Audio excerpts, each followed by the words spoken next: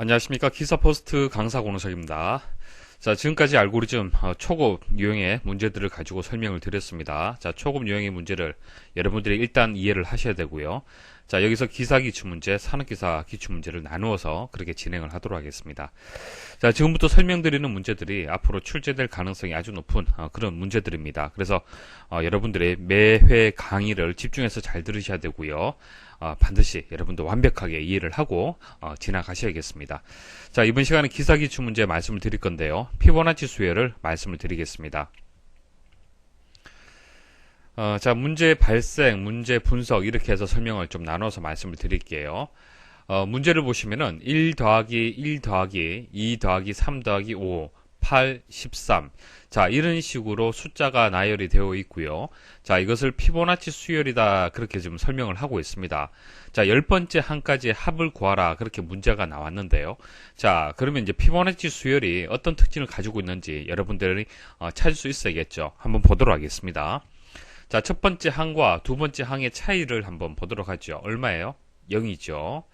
자, 1만큼 증가되었네요. 1만큼 증가되었습니다. 자, 2, 3, 5. 자, 특징을 좀 찾기가 힘들죠. 자, 그래서 피보나치 수열은요, 이전에 있는 항과 다음에 있는 항의 어떤 차이를 가지고 만드는 그런 수열이 아닙니다. 피보나치 수열이라고 했을 때 특징이 미리 정해져 있습니다. 자, 설명드리도록 할게요. 자, 첫 번째 항과 두 번째 항, 세 번째 항을 묶어서 한번 생각을 해 보십시오. 항상 첫 번째 항과 두 번째 항을 더하면 세 번째 항을 구할 수가 있습니다. 자, 다시 여기서부터 이렇게 묶어 볼게요. 자, 첫 번째 항, 자, 1 더하기 2를 하게 되면은 3이 계산이 되죠. 자, 2 더하기 3을 하게 되면 5가 됩니다. 3 더하기 5를 하게 되면 8이 되죠. 자, 5 더하기 8을 하게 되면 13이죠. 자, 이런 식으로 피보나치 수열이라고 했을 때는 여러분들이 미리 알고 계셔야 돼요. 문제에서 피보나치 수열은 이런 특징을 가지고 있습니다. 라고 설명이 나오지 않을 수가 있습니다. 그래서 피보나치 수열은요, 항상 첫 번째 항과 두 번째 항을 더하면은 세 번째 항을 만드는 그런 특징을 가지고 있습니다. 그게 피보나치 수열의 가장 기본이 되는 처리문이 되는 겁니다. 됐죠? 자, 그래서 처리 조건에 보시면은 A는 두 개의 항 합산 시 첫 번째 항 변수다. 그러니까 이게 A가 되는 거예요. 자, B는 두 개의 항 합산 시 두 번째 항 변수다. 자, 이게 B가 된다는 뜻이고요. 자, C는 두 개의 항 합산 시 기억 변수다. 자, 두 개의 항을 합산할 때 그때 변수다. 그런 뜻이 되는 거예요. 자, 이게 C가 되는 겁니다. 자, Y는 합을 저장하는 변수고요. N은 계산하려는 항의 수, 자, 항의 위치를 뜻하는 변수다. 이렇게 나오고 있습니다.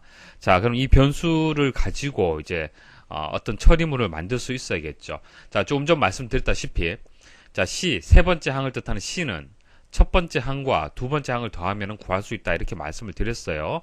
그래서 첫 번째 항과 두 번째 항은 일단 처음에 구해져야 됩니다.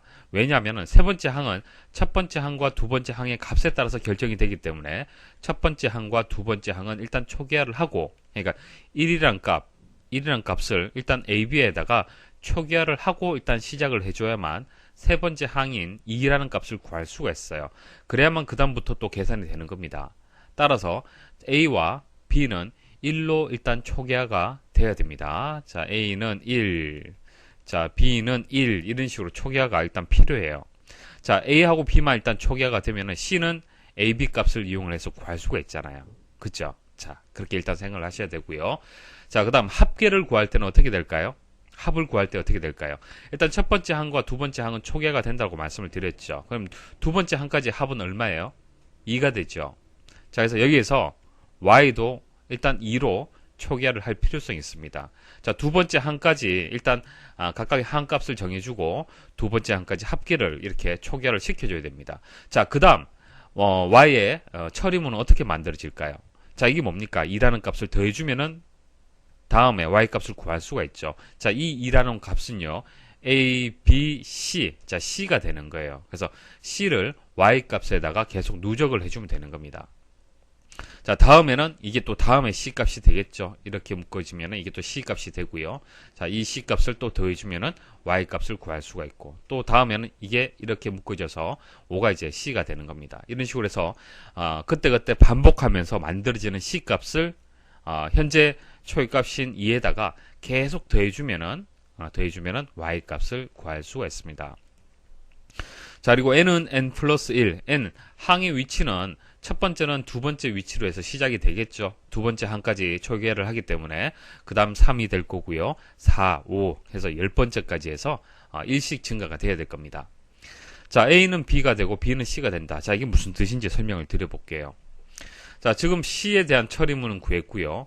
Y에 대한 처리문은 구했어요. 근데 A, B에 대한 처리문은 좀 없죠. A, B에 대한 처리문은 없습니다.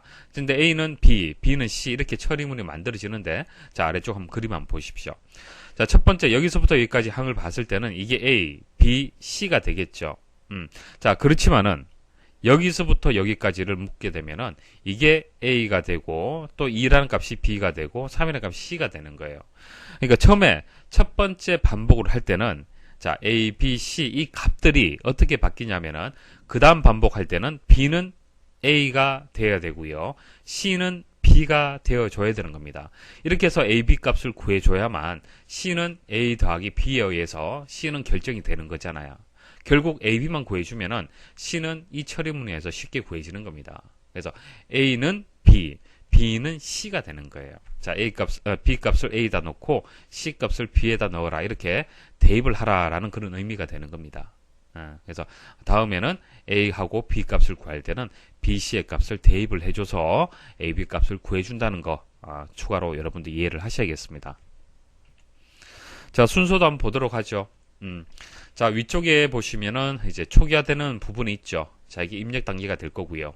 자, 이 부분이 이제 처리 단계가 될 거고요. 자, 출력 단계 이렇게 구성이 됩니다. 자, 3단계로 구성이 되어 있네요. 자, A는 1, B는 1, Y는 2, N은 2가 되었습니다. 그래서 1, 1. 자, 여기 두 번째 항까지가 되겠죠. 그래서 N은 1이 되고 N은 여기서 2가 되잖아요. 그죠? N 값은. 그래서 N은 현재 2로 초기화를 한 겁니다. 그 다음 두 번째 항까지의 합계는 2가 되겠죠. 그래서 여기서부터 여기까지가 초기화를 시킨 부분이 되는 겁니다. 자, 그 다음 초기화를 하고 난 뒤에 C라는 처리문, Y라는 처리문, 자, N을 일식 증가시킨 처리문이 나와주는 겁니다. 이게 이 그 처리문에 의해서 위에 A, B, 다음에 C 값이 구해지는 거예요. 그죠? C 값이 이렇게 2로 구해지게 되는 거고요. 그 다음 Y는 현재 Y 값이 2죠. 2에다가 C를 더하면 얼마가 되는 겁니까? 2에서 2를 더하게 되면 4가 되겠죠. Y 값은 4가 될 거예요. 그래서 세 번째 항까지 이제 4가 된다는 뜻입니다. 그래서 N은 또 1 플러스 하게 되면 N은 또 3이 될 거고요. 이렇게 해서 세 번째 항까지의 합계가 구해진 겁니다. 여기까지 하게 되면은 그래서 A, B, C, C까지 지금 합계가 구해진 거예요. 자, 그 다음 이제 반복을 해야겠죠. 얼마까지 반복을 해줘야겠습니까? 자, 10번째 항이 되기 때문에 10이라고 주시면 되겠죠. 10번째 항까지. 그래서 n이 현재 2가 되는데 10이 될 때까지 반복을 한다. 자, 그렇게 주시면 되고, 실제 디버깅을 해서 이게 작다라는 부동호가 맞는지 10이라는 숫자가 맞는지 이런 것들은 디버깅을 해서 결정을 해줄 문제가 되겠습니다. 디버깅을 해서 여기가 9가 되어야 될 수도 있을 거고요. 작거나 같다라고 또 줄 수도 있을 겁니다. 그리고 AB 값을 바꿔줘야겠죠. 자, AB 값만 바꿔주면은 C 값은 이 처리문에 의해서 C는 자동으로 계산이 됩니다. 그죠? 그래서 AB 값만 적당히 B의 값하고 C의 값을 이용을 해서 구해주시면 됩니다. 자, 이것을 계속 반복시키면 되겠습니다. 자, 디버깅 한번 해보도록 하죠. 자, 위에서 아래로 분기되는 위치에 따라서 이제 디버깅 그 순서대로 그대로 하시면 됩니다. 자, A, B, Y, N을 초기화를 했습니다. 자, n까지 초기화를 했고요. 자, c는 a, b를 더하면 c 값을 구할 수가 있죠. 자, y는 현재 y 값에다가 c를 더해줍니다. 자, y에다가 c를 더해주면 4가 되고요. 그 다음 n은 1 증가시키네요. 자, n이 10보다 작으냐? 일단 5까지 한번 해보도록 하죠. 자, 일단은 작죠. 현재 3이 되겠습니다.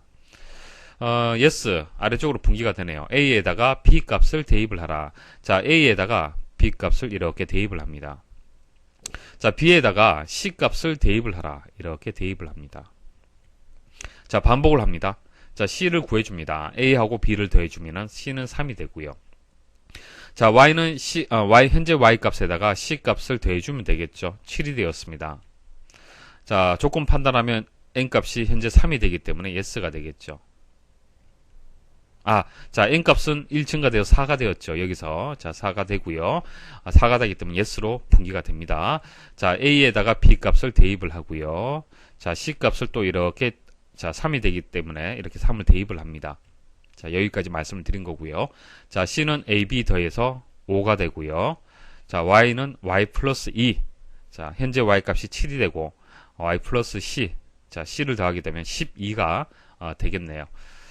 이제 조건 판단하면 어떻습니까? 자, n이 1 증가되었기 때문에 5가 되었죠. 5가 되었기 때문에 5보다 작다라는 조건을 만족하지 않습니다. 노로 이제 분기가 되고 y 값이 출력하는 그런 처리 순서에 의해서 이제 y 값이 출력이 되었습니다. 그래서 우리가 구한 자, 5번째 한 가지의 값하고 같다는 얘기죠. 그러면 제대로 이 반복되는 구조가 맞다. 그렇게 보실 수가 있습니다.